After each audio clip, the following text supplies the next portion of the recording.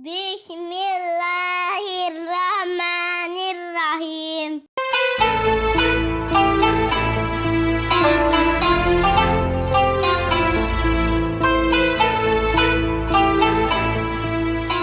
Para jamaah yang dirahmati Allah, hafidhu ala sholawati.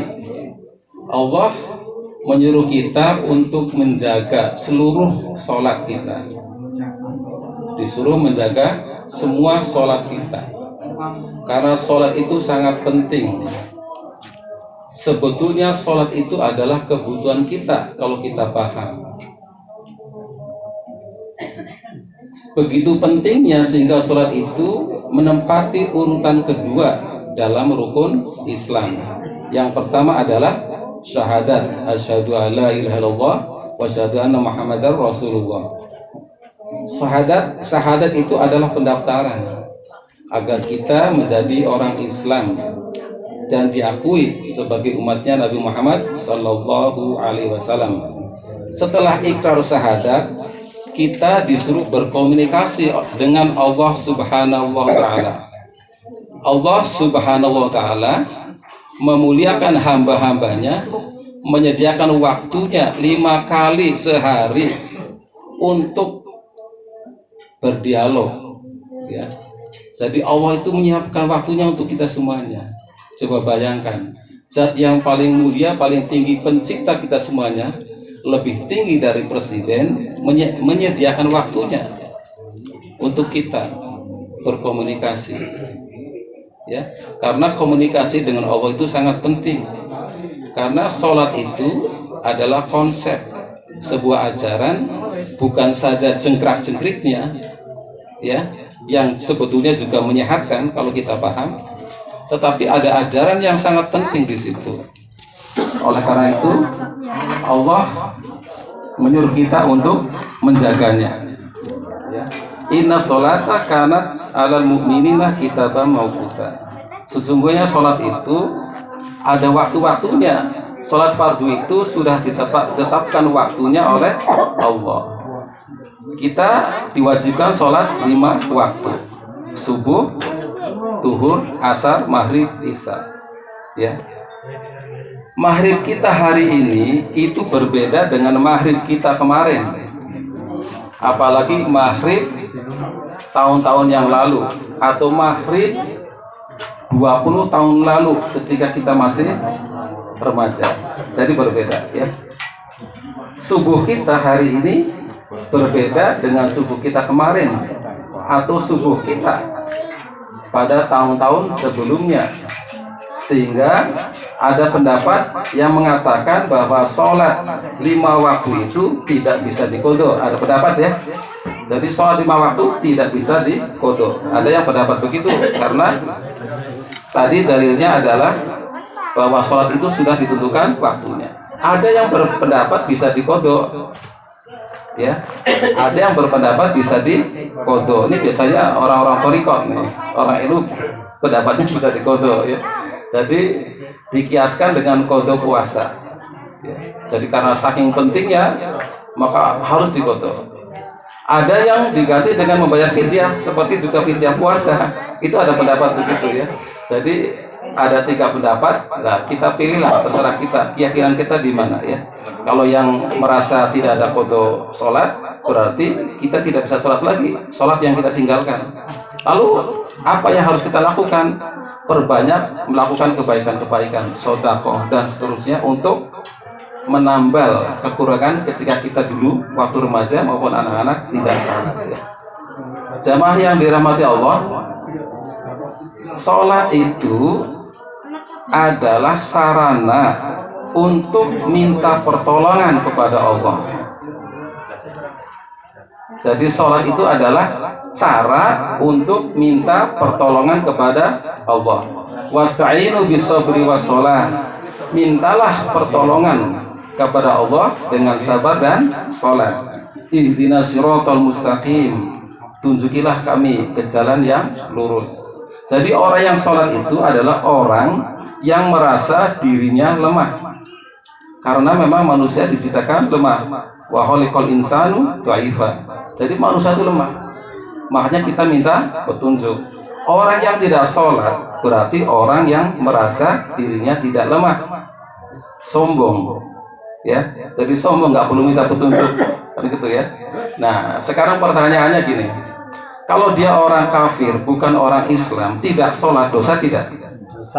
Dosa, ya. Karena perintahnya itu satu, untuk seluruh manusia, linnas, apapun agamanya. Kalau tidak sholat, dosa, ya, dosa. Apalagi sholat wajib itu tadi ya. Menurut Imam Hambali, waktu itu saya salah ngomong ya, bukan menurut Imam Malik ya. Menurut Imam Hambali tidak ada sholat wajib kecuali berjamaah. Tuh. Ya, kalau Imam Syafi'i kan tidak ya. Jadi Imam Hambali satu imam saja ya. Tidak ada sholat wajib kecuali berjamaah. Makanya kita jangan senang-senang sholat sendirian di rumah, karena ada yang berpendapat sholat wajib ya berjamaah gitu ya. Jadi sholat itu sebagai sarana untuk minta pertolongan kepada Allah. Di ayat lain juga sama. Ya ayyuhalladzina amanu sta'inu bishabri wassalah innallaha ma'as-shabirin. Hai orang-orang yang beriman, mintalah tolong kepada Allah dengan sholat, dengan sabar dan sholat. Sesungguhnya Allah itu bersama orang-orang yang sabar. Sehingga orang-orang thariqat itu sholatnya banyak Pak. Setiap saat sholat.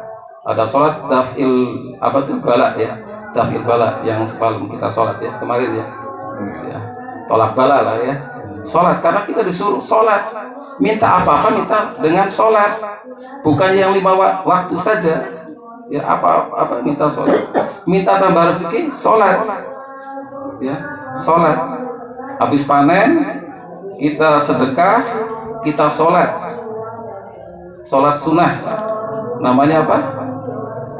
Li syukri nikmat ya, ya. Jadi sholat syukur nikmat, ada sholatnya. Nanti kalau kita sholat ya minta, maka Allah akan memberi kita lebih, sebagaimana janjinya di dalam Al-Quran, in syakartum la azidannakum. Kalau kita bersyukur ya, syukur dengan sedekah dan dengan sholat, maka Allah akan tambah nikmatnya ya. Sholat juga sebagai syarat diterimanya doa ya. Jadi sholat adalah syarat diterimanya doa. Jadi syarat ya. Wa idza sa'alaka ibadi anni fa inni qarib ujibu da'watad da'i idza da'an falyastajibu li wal yu'minu bi la'allahum yarshudun. Apabila hamba-hambaku bertanya kepadamu ya Muhammad tentang aku, katakan aku ini dekat. Allah itu dekat Pak. Aku akan mengabulkan semua permintaan hamba-hambaku yang berdoa kepadaku, tapi penuhi dulu kewajibanmu, kewajiban hambaku kepadaku ya, penuhi perintahku, yaitu sholat itu kan kewajibannya, maka aku akan penuhi janjiku padamu. Itu janji Allah ya. Maka aku akan penuhi janjiku kepadamu. Mudah-mudahan kalian mendapat petunjuk ya, mendapatkan kebenaran. Jadi sholat itu adalah syarat diterimanya doa ya. Jadi kalau ingin doanya diterima, sholatnya itu yang minimal 5 waktu itu dilaksanakan. Kalau bolong-bolong terus kita minta doanya diterima, itu agak berat ya, agak berat gitu ya. Kita kadang berpikir ada orang-orang yang kaya padahal tidak sholat, orang kafir kaya, mereka juga mungkin berdoa ya. Dengan bekerja itu adalah doa yang nyata ya, bekerja keras, atau juga berdoa kepada selain Allah, kepada berhala ya, dan juga dikabulkan oleh berhala-berhala itu, yaitu iblis itu ya. Iblis mengabulkannya. Iblis minta kepada Allah, janji Allah akan kasih apa yang iblis minta. Kaya juga ya, tapi tidak berkah. Kekayaannya itu hanya berlaku di dunia, di akhirat tidak bisa ditimbang, bagaikan debu yang berterbangan. Jadi seperti debu itu amalnya ya, jadi nggak bisa ditimbang. Bahkan kekayaannya itu akan membuat kesombongan dan berbuat zalim ya, menambah dosa, dekat dengan kemaksiatan. Jadi kita nggak usah gumun Gak usah heran kok ada orang yang nggak pernah sholat kaya, nggak usah.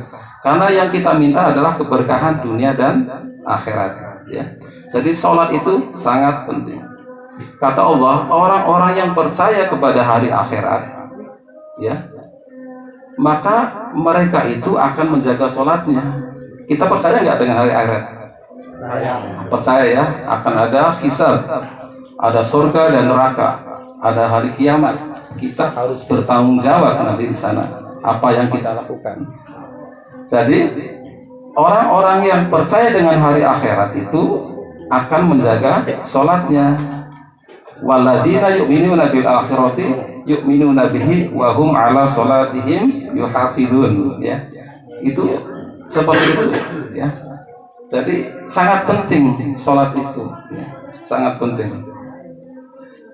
Hafidhu ala sholawati wa sholatil wusta, juga disuruh menjaga sholat wusta.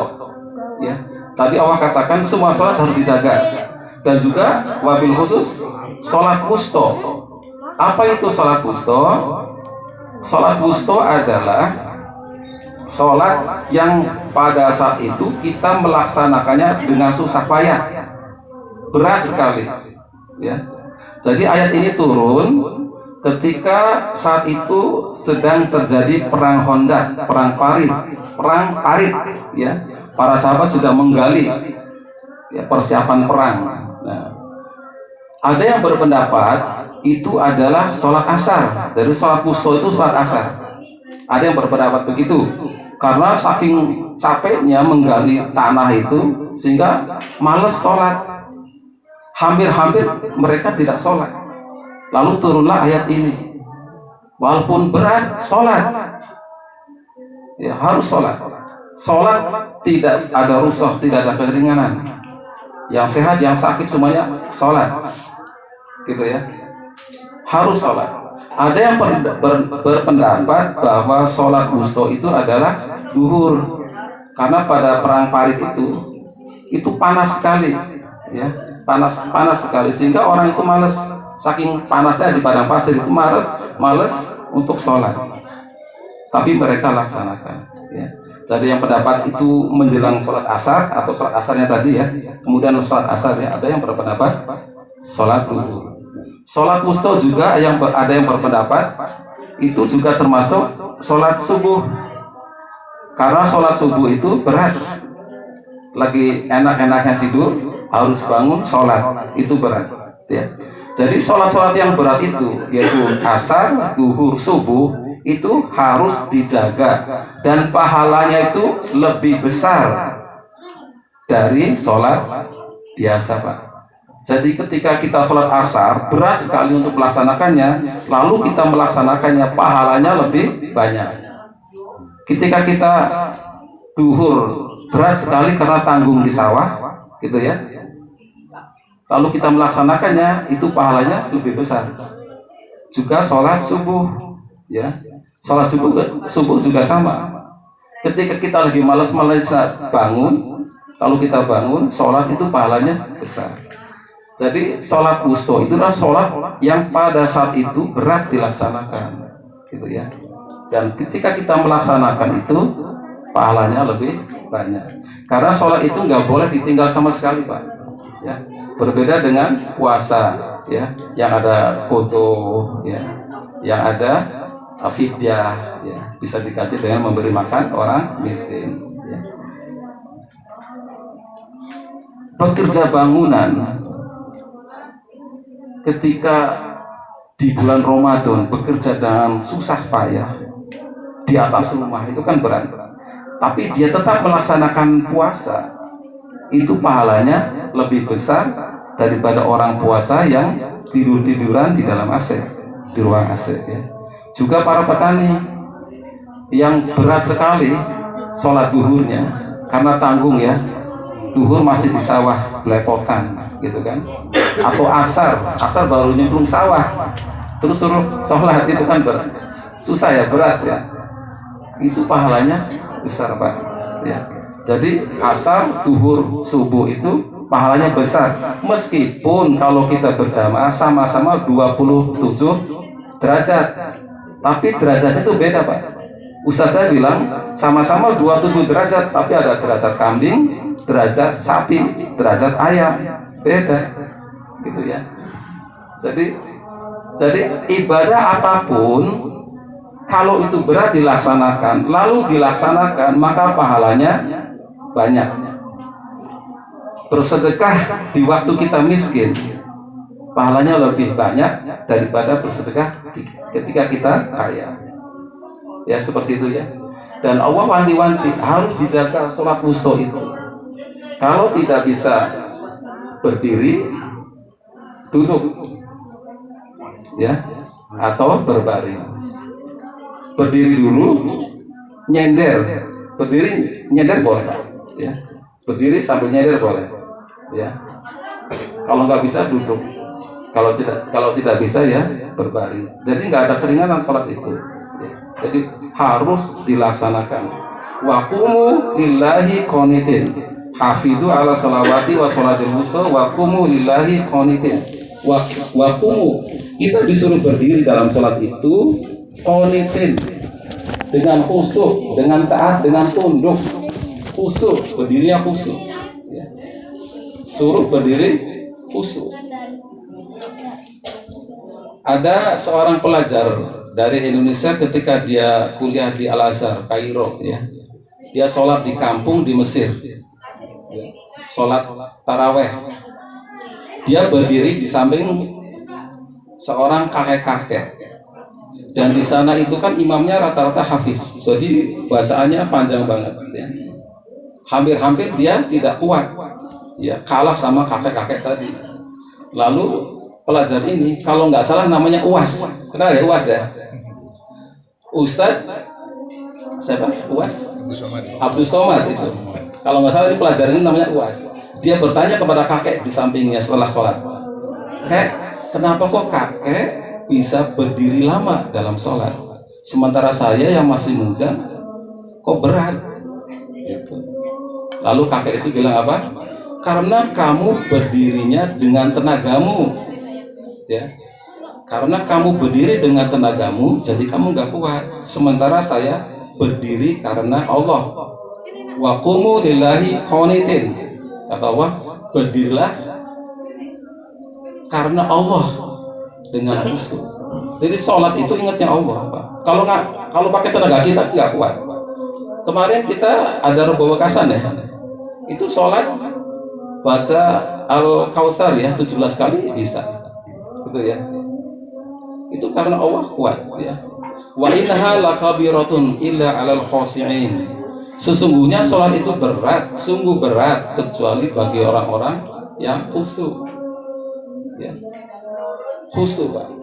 Alladzina, apa itu khusyuk? Alladzina yaduna annahum mulaqu rabbihim wa annahum ilaihi raji'un.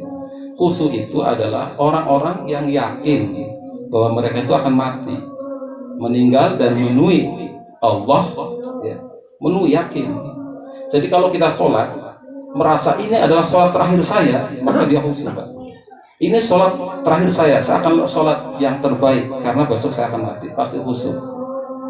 Ya, itu seperti itu. Jadi sholat yang khusyuk adalah ingat ini yang terakhir, kamu akan bertemu dengan Rabbmu, gitu ya, khusyuk. Sholat ketika ditagih utang juga khusyuk. Ya, sama. Sholat ketika apa itu anak kita sakit, kita berdoa juga khusyuk. Ya. Dan itu kita disuruh seperti itu. Ya. Wa qumu lillahi qanitin. Kita suruh berdiri karena Allah dengan khusyuk, dengan taat, dengan tunduk. Seperti itu ya. Jamaah yang dirahmati Allah, sebaik-baik bacaan adalah Al-Quran, bukan komik, bukan majalah, bukan buku primbon, bukan buku Petruk Gareng ya, kemarin ya, itu bukan ya. Jadi sebaik-baik bacaan adalah Al-Quran. Membaca dapat pahala, mendengarkannya saja dapat pahala. Apalagi bacanya belepotan, pahalanya dapat lebih banyak lagi karena pahala bersahabat. Tetapi sebaik-baik bacaan, sebaik-baik Al-Quran adalah Al-Quran yang dibaca di dalam sholat, ya. Jadi sebaik-baik bacaan adalah Al-Quran Dan sebaik-baik Al-Quran adalah Al-Quran yang dibaca di dalam sholat. Ini sebuah hadis. Teman-teman yang ikut sama tabligh pasti tahu hadis ini ya. Hadis ya. Jadi sebaik-baik bacaan adalah Al-Quran, dan sebaik-baik Al-Quran adalah Al-Quran yang dibaca di dalam sholat ya. Sehingga ada sebuah riwayat bahwa sholat yang baik adalah yang berdirinya lama. Yang berdirinya lama, tapi tidak terlalu lama. Beda ya, lama dengan terlalu lama itu beda. Nabi dulu pernah marah kepada seorang sahabat yang menjadi imam karena terlalu lama. Rakaat pertama surat Al-Baqarah, rakaat kedua surat Ali Imran. Namanya apa tadi? Ali Imran, bukan Al Imran. Saya sering dengar kalau orang khutbah itu khotibnya bilang Al Imran, Al Imran. Apa itu Al Imran? Al itu kan isim nakirah gitu ya. Al Imran, Ali Imran, keluarga Imran, itu yang benar. Ini kadang-kadang gampangin surat Al Imran, bukan Ali Imran ya, keluarga Imran gitu ya. Jadi bukan Al Imran. Kalau Al Imran itu artinya apa itu? Imran itu gitu ya, Imran itu. Jadi surat Ali Imran, ingat-ingat ya. Jadi surat Ali Imran. Jadi rakaat kedua dia baca surat Ali Imran, sehingga begitu selesai sholat itu berjam-jam. Jamaahnya kabur, protes karena harus bekerja. Nah, Nabi itu marah sama imam itu. Kamu itu apa itu menzolimi jamaah terlalu lama, gitu kan? Nah, standarnya itu kalau di Masjid Istiqlal ya, atau juga di Masjidil Haram, kalau sholat wajib itu saya hitung itu rata-rata tuh 5 surat ya kalau di Al-Quran ya. Kalau di Al-Baqarah 5 atau 4 ayat. Sorry, bukan surat. 5 atau 4 ayat ya, rakaat pertama, rakaat kedua 5 atau 4 ayat. Itu standarnya seperti itu, bacanya agak pelan. Itu standarnya, jadi tidak terlalu lama ya. Dan biasanya rakaat pertama itu lebih lama dari rakaat yang kedua. Ya, karena kita ada baca apa? Doa apa tuh? Iftitah. Agak lama. Apa tujuannya? Agar makmum yang terlambat itu bisa bergabung, minimal bisa sampai ikut di tahiyat akhir. Ya, syukur-syukur masih bisa diruku. Jadi kalau ikut ruku itu masih bisa dihitung 1 rakaat. Ya. Jadi sengaja dilamain. Yang rakaat pertama, yang rakaat kedua itu agak sebentar, gitu ya.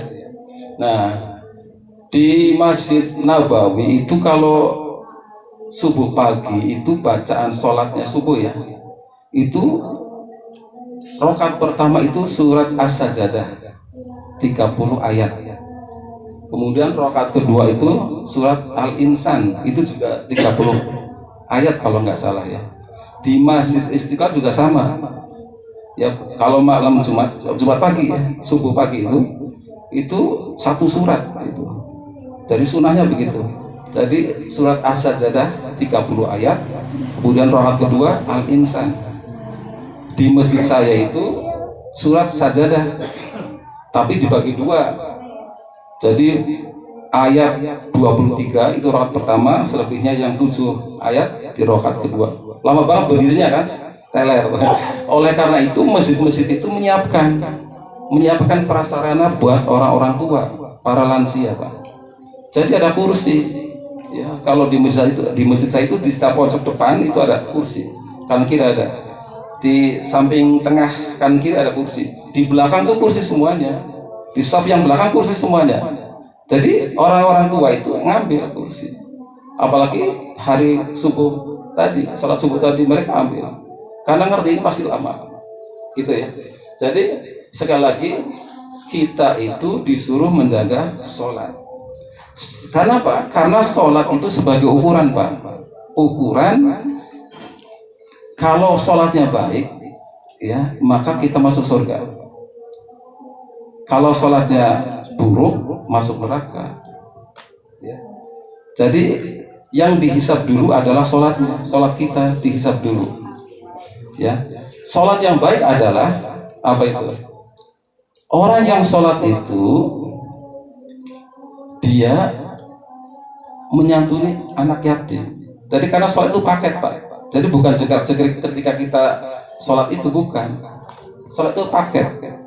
Kalau cuma jegerak-jegerik saja itu bisa kita masuk neraka well, ya, ancamannya neraka.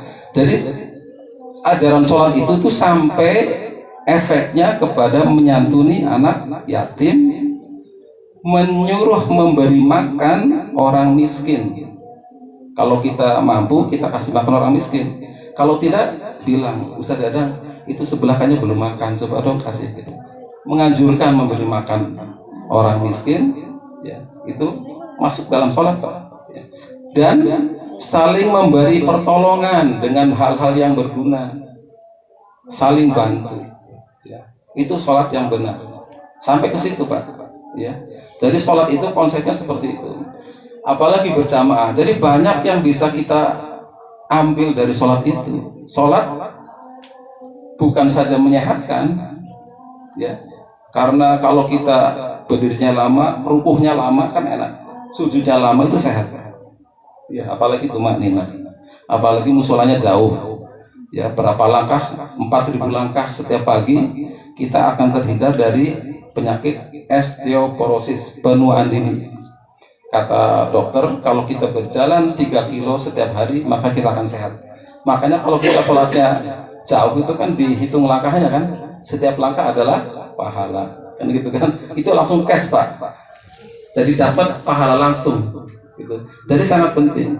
Salat jamaah kita diajari kita bersilaturahmi, Pak.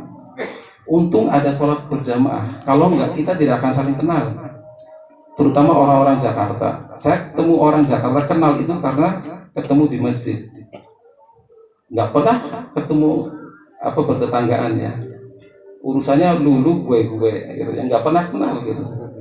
Jadi tempat pertemuannya di masjid. Masjid adalah tempat untuk bersilaturahmi dengan jamaah tadi, agar kita tahu siapa di antara kita yang lemah ekonominya, jadi bisa dibantu. Yang belum makan, mana yang fakir, mana yang yatim, itu dari situ. Jadi fungsi masjid itu memperhatikan itu, memastikan tidak ada anak-anak yatim yang terlantar, tidak ada fakir miskin yang kelaparan. Alhamdulillah kita sering tahlilan ya. Jadi sering makan-makan, to'an, ya, to'an. Makan-makan, memastikan ini termasuk kita makan-makan ya. Maka pahalanya banyak ya. Jadi sedekah yang terbaik adalah makanan. Makanan, bukan bangun masjid, Pak. Makanan. Ayatnya jelas. Ya bani Adam khudhu zinatakum inda kulli masjidin wa kulu washrabu wala tusrifu. Bahkan ayat ini, ayat tentang makan-makan ini dikaitkan dengan masuk masjid. Hai bani Adam, kalau Anda masuk masjid pakai baju yang bagus, pakai wangi-wangian, makan dan minum, tapi nggak boleh berlebihan tuh ayatnya ya. Jadi boleh, Pak. Jangan jadi ini masjidku makan-makan melulu. Ayatnya begitu. Ayatnya begitu dikaitkan. Orang-orang Toriko itu makan terus. Saya juga ikut Toriko Wasibin ya di sana. Kalau ketemu ya makan-makan. Karena makan-makan itu penting, Pak. Kalau kita ada waktu sholat, kemudian kita lapar, masih ada waktu, maka dahulukan makan daripada sholat, Pak. Lapar nih, makanan udah siap, waktu sholat masih panjang, maka pilih makan. Makan dulu baru sholat. Itu begitu Pak fikihnya. Daripada kita sholat, ingat makanan. Nah, jadi kalau kita sholatnya tidak dilanjutkan dengan menyantuni anak yatim, tidak menganjurkan memberi makan orang miskin, tidak saling bantu kepada teman-teman kita, apapun agamanya, Pak ya, apapun agamanya harus saling bantu, maka kita dianggap pendusta agama. Kita tuh dusta, Pak, bohong. Walaupun kita rajin sholat, pakai sorban, pakai peci putih, pakai baju gamis, celana cingkrang, jenggotnya panjang, tapi dia enggak peduli dengan lingkungan, itu bohong, pembohong agama, bohong ya. Walaupun kita tidak pakai celana cingkrang, kalau kita peduli ya, menganjurkan memberi makan dan sebagainya, kita tidak dicap oleh Allah sebagai pendusta ya, tidak. Jadi hati-hati Pak, jangan sampai kita dicap oleh Allah sebagai pendusta agama. Allah sudah wanti-wanti ya, sholat wustu itu berat. Makanya kita bisa saksikan sekarang tuh, di masjid manapun, di kampung terutama itu, duhur asar itu sepi, subuh sepi. Sudah tahu Allah itu berat.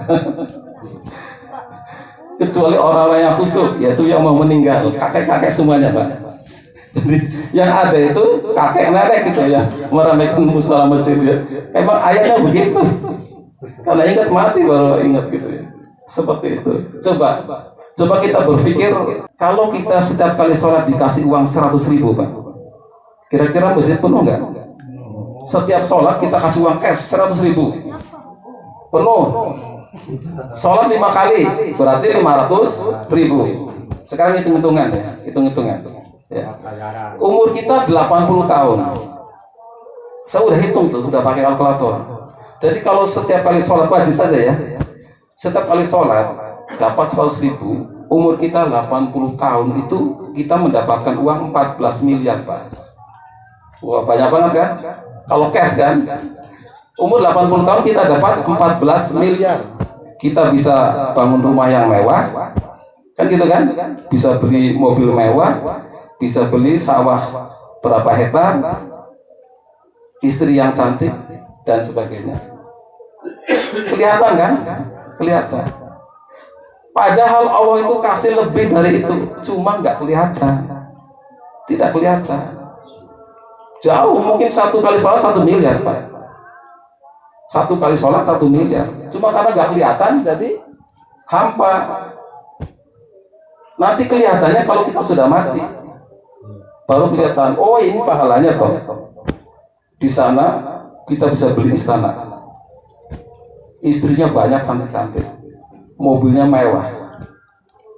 Enak, makanya enak. Nanti di surga selamanya. Selamanya. Jadi kalau hitung-hitungan, Allah itu pemurah. Makanya Allah itu bilang pemurah, dikasih selamanya. Karena kita nggak sadar. Yang sadar itu orang yang sudah meninggal, Pak. Orang tua kita yang sekarang ada di kuburan itu sadar, Pak, betapa pentingnya pahala. Kalau kita yang masih hidup, masih terpengaruh oleh materi. Kalau kasih 100.000 pasti rajin sholat. Tapi orang tua kita yang sekarang ada di kuburan ngerti, kenapa saya dulu tidak sholat. Nah, gitu, ngerti. Nah, jadi orang tua kita itu sekarang sangat membutuhkan pertolongan kita. Dulu waktu orang tua kita masih hidup, bantuan kita tidak begitu penting, Pak. Tapi kalau sekarang, kalau bukan kita yang bantu, siapa lagi? Itu pahala tadi. Karena kelihatan, di sana kelihatan. Pahala jadi kelihatan. Ya. Kalau kita yang enggak mendoakan, itu dari mana dapat pahala itu di akhirat? Dan sekarang ini, saat ini orang tua kita membutuhkan. Maka kita bersyukur, kita sering tahlilan, kita sering kirim doa bersama-sama. Ya. Jadi kita nyantai-nyantai di sini, kalau orang tua kita lagi nangis, gitu. Makanya mudah-mudahan kita rajin mendoakan orang tua kita, baca Quran dan sebagainya.